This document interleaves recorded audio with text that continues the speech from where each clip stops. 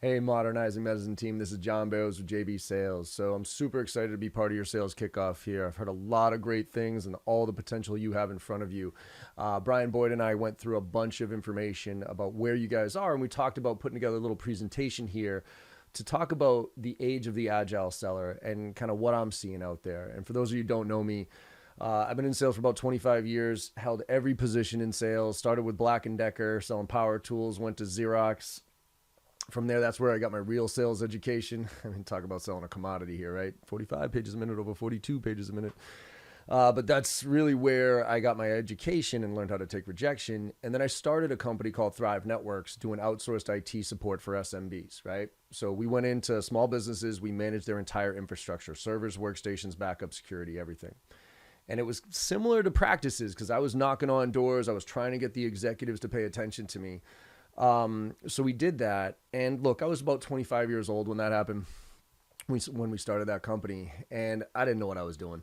So I took every training I could, Sandler, Miller, Hyman, Taz, Spin, you name it, I was taking it. And I came across this company called Basho, and it was the first training that I liked. And the reason I liked it was because it was super tactical. It wasn't this big theory about selling or this huge process I had to follow. It was, hey, here's how to send an email. Send an email. Here's how to make a phone call. Make a phone call. So I actually used those techniques that I learned at Basho to help grow Thrive. We ended up being the fastest growing company in Massachusetts for a few years in a row. Got us to about 85 employees and about 12 million in revenues. And then we sold off to Staples. And I spent about a year going through that integration and come to find out, apparently I'm not a corporate guy. I don't have much of a filter here, and I really don't like playing politics. So after a little while, Staples offered me another position. It's a nice way of firing me. And so I was looking for a job, and Basho said, John, you want to be a trainer? I'm like, no, absolutely not. I'm like, why not? I'm like, I don't like trainers. You know why? Because most sales trainers I had come across up until that point in my career were either failed sales professionals or professional presenters. And if you've ever been through a training where you could tell the trainer's never actually done what they're telling you what to do, you can tell, right? So I didn't want to be that guy. And they said, don't worry, John, you have to use these techniques to sell so you can train so you can get paid. Like, all right, I like the whole practice what you preach thing, right? So I joined Basho, took on some bigger accounts, brought on some bigger ones, and then to make a very long story short, they screwed it all up and I took it over. So I went off on my own about 7 years ago with JB Sales, took all my clients with me, and now I'm working with some of the fastest growing tech startups out there, Salesforce, LinkedIn, Box, Dropbox, Slack, Google, and a whole bunch of others, and also a lot in the medical device field, Athena Health and a few others. So I get the space, but I'm not just a trainer. I still sell every single day. So what I'm going to share with you today is I get to see a lot of things that are happening, and a lot of things have changed. And so I'll share with you what I'm seeing change and where we need to go with this and why I think agility is the number one skill that is going to be your competitive advantage moving forward. So we're going to hit on, messaging, email, phone, video, how to use video throughout the sales process, negotiations, questioning skills, and even some objection handling. So I'm going to throw a bunch of stuff out there because we're going through a really interesting transition in sales. I start off almost all of my presentations with the death of the average sales rep because I'm watching sales reps die a painful death. And I mean average ones. People say that, sales reps are going to be replaced by technology. That's obviously just not true. Good and great sales reps, I think, are going to be far more valuable moving forward here to help people make decisions. But the average ones, and I mean average, I mean the ones who are just, blasting out template emails, making generic cold calls, asking BANT questions or press and play on demos, all that stuff is going to get replaced. I'm watching it. I'm seeing computers actually write emails better than any rep I could ever train. And so the question I think we have to ask ourselves right now is, what can we do that a computer can't? And that question's getting a lot harder to answer these days. So a couple of things here. I'm going to talk big picture concepts, and then we'll talk very tactical things moving forward. Big picture concepts.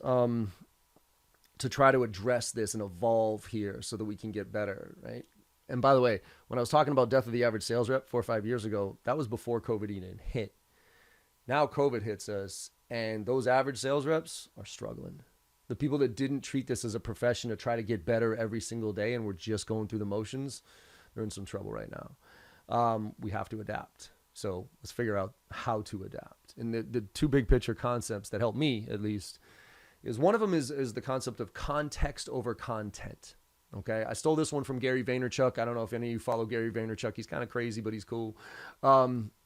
He said a while ago, look, if everybody talks about content is king, content is king. He said, fine, if content is king, then context is God. And that got me thinking about sales versus marketing. Marketing is content, sales is context. If we as sales professionals are not putting any context around our content, then we're no different than marketing. And I have no idea why we're getting paid to do what we do. Blasting out template emails, that's content. I don't need a sales rep to do that. Making generic cold calls, pressing play on demos. I don't need any of that from a sales rep. I can do that all better with technology. What I need a sales rep is to put some context around that. So those marketing materials that marketing gives us, right? Don't just share them out there. Read them, consume them, and then share them and tell them why it should be interesting to me based on what you know about me. You know, if you have a webinar or an event coming up, don't just say, hey, I want to invite you to the event. Tell me why. Me specifically, why do you think I should go to this? Take that email that marketing sends out and says, hey, John, the reason I think you should go to this is because. Social. If you're sharing on social and building your brand and those type of things, don't just share and repost things. Share them with your context. Hey, I read this interesting article. My key takeaways were X, Y, Z. You know, what are your thoughts? Context over content. One more is presentations. Nobody cares about the whole presentation. If you got 30 slides in your slide deck, I promise you the person that you're presenting to only cares about 10 of them. So let's figure out what those needs are and tailor that presentation. Otherwise, why not just send them a video? So context over content, please remember that, all right? The other piece, and I think this is going to lead into the agility conversation here, is science over art, all right?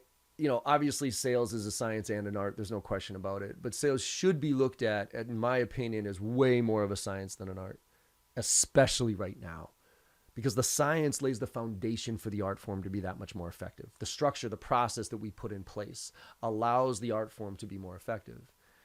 And somebody asked me recently, John, you know, if you could go back and tell your 22-year-old self something, what would it be, right?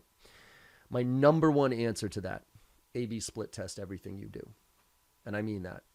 Say you're making calls into doctor's offices or specialist offices, right? And you're trying to get to the doctor, right? So come up with 2 different messages to that doctor. Make 20 phone calls with this approach. Make 20 phone calls with that one. See which one yields a higher response rate. Objection handling. There's no rocket science to objection handling. It's